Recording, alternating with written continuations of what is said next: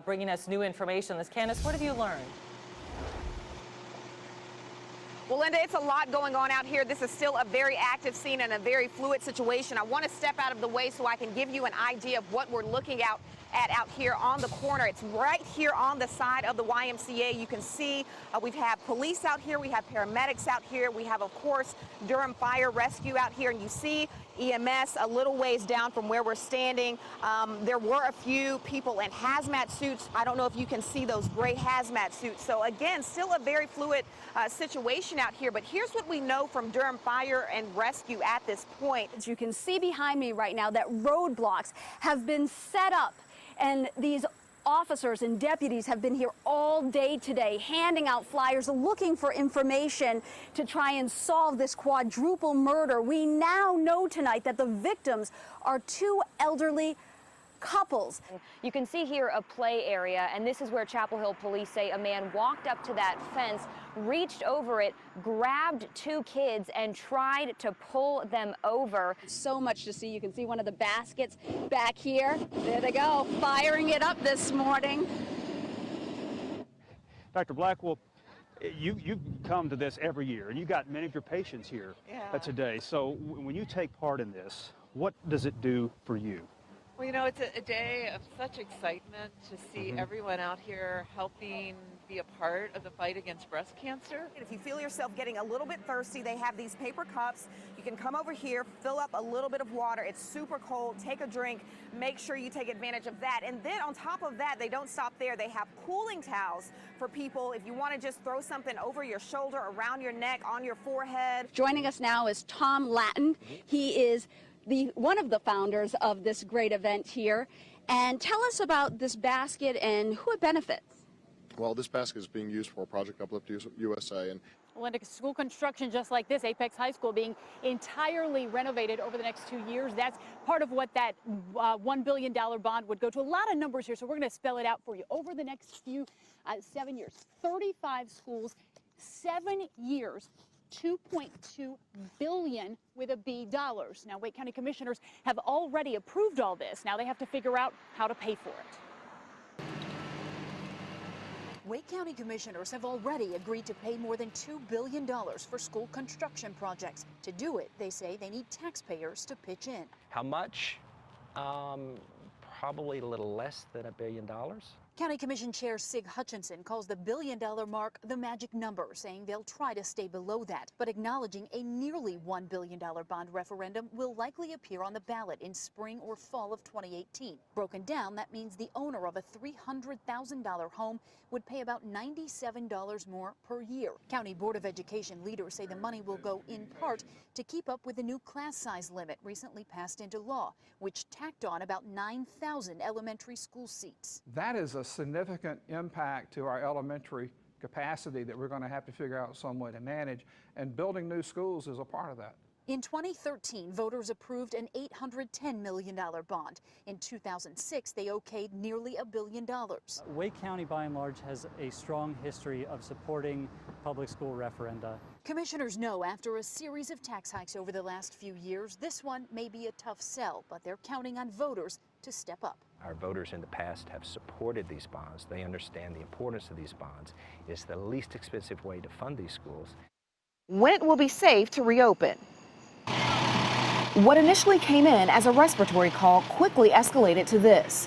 We ended up with 11 units from the Durham Fire Department on the scene, about 25 of our firefighters, including the hazmat team. Multiple units, multiple agencies, all the result of a hypochlorite spill at the Wise Pool. Children who'd been there earlier in the day for camp began exhibiting symptoms of exposure. We ended up transporting 40 children to the local hospitals. We transported to Duke University and Duke Regional Hospital. The facility was evacuated and members waited to figure out why. They just came around and told us to vacate the building. They didn't tell us what was going on or anything. We found out after we got out the building there was a chemical, leak. We've been waiting 4 hours. For what? Do you still have things inside? Car keys, house keys, ID card, everything is in the locker.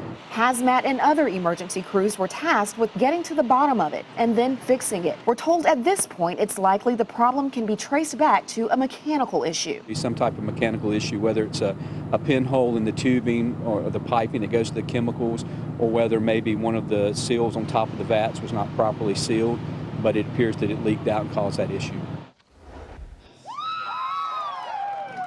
The words Sharia law carry a certain shrillness among many Americans. For these flag-flying protesters at the state capitol, we will not be silenced. They echo with something exotic and extreme. It goes against the majority of Western culture and civilization. They carried the Bible, wore the flag, and shouted down the Islamic rules and principles known as Sharia law. A group called Act America organized the rally, claiming Sharia law is threatening American culture. We're just basically here to educate people on what it is. You know, Sharia law, female genital mutilation, children at the age of 5 being married off. This is Sharia law. Islamic scholars dispute that, noting the law has long been subject to wide interpretation. You think Muslims pose a threat to this country? Do I think they pose a threat? I do. Their ideology. The problem is they come and they don't assimilate. Among the crowd, Bill Anasio carried a sign reading, "This is what hate and bigotry is in America." They're ignorant about what Sharia law is, first of all. But more importantly, they're ignorant about the fact that Sharia law could never happen in this country. The Constitution forbids it. Before long, he had company, a mocking sign. But then, everybody just stay together. his support arrived. Remember that what we're here to do.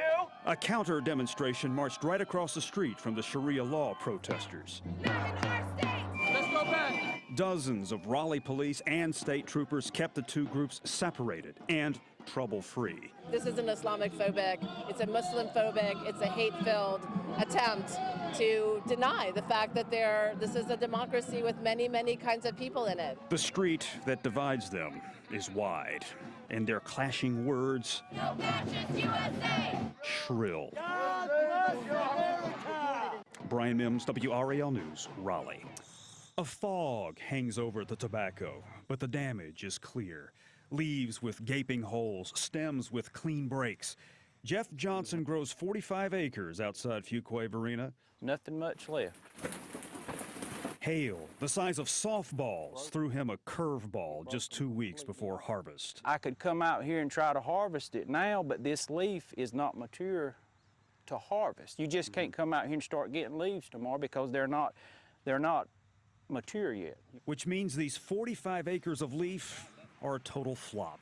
He has crop insurance, yes, but it won't pay as much as this crop was worth. This is your livelihood. I mean, you've worked hard, you've invested a lot of money in this, and now that's gone. Shattered, like so many car windshields around Fuquay-Varina. Here in the South Lakes neighborhood, just on this one cul-de-sac, I counted at least 8 cars with windows shattered. They're covered with plywood and tarps, and the cars have extensive body damage, too. It took a beating. His Beetle took a beating. Pockmarked with dents, Donald Thomas figures the car is totaled. And his house? A lot of shingles gonna have to be replaced, gutters took a beating. So we look like we got a lot of work to do. Over off Clayton Road, Lee Hackney says the roofers have hit the ground running. And you're gonna get a new roof out of it? Yes, sir. All right. I think so. At least that's what I've been told. And back down on the farm, This is the iconic North Carolina crop. Jeff Johnson still has plenty of green to reap in the state's #1 cash crop. His 120 acres in Harnett County were unscathed, and he's undaunted. What drives you? It's in my blood. He knows storms pass, and the fog always lifts. Brian Mims, WRAL News, Fuquay-Varina. And the mom was calling out, "Help me," and the flames were coming. They were curling out from the inside of the car over the roof.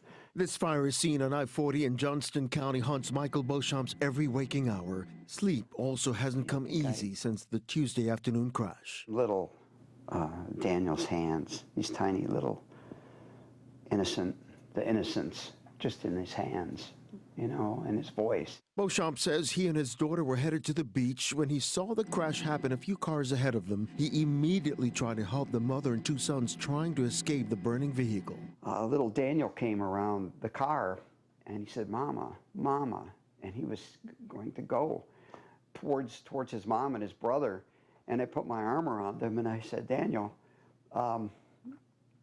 help is coming for your mama. The mother, 32-year-old Angela Jones, did survive, but her son, Daniel's big brother, 11-year-old Isaiah, didn't make it.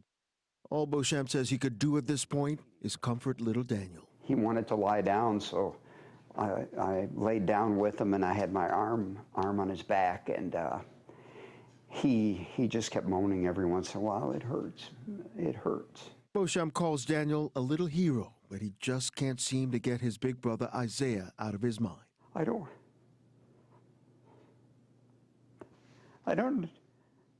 just don't know. Could I have gone up there and grabbed his arm? I don't think I could have.